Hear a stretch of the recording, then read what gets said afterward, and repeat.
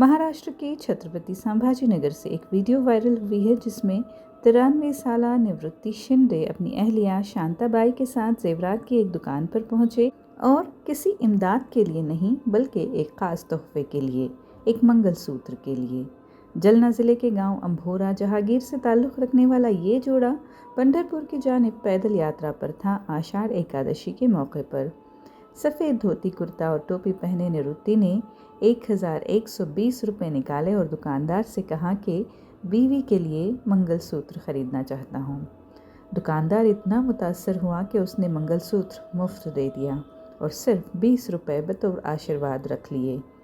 ये video social media पर जमकर वायरल हुई है। किसी ने लिखा कि ये है असली मोहब्बत, तो किसी ने कहा कि ना हीरों की ज़रूरत है ना महंगे तोहफ़ों की, सिर्फ सच्ची वाबस्तगी की ज़रूरत है। लोगों ने दुकानदार के जज्बे को भी खूब सराहा है।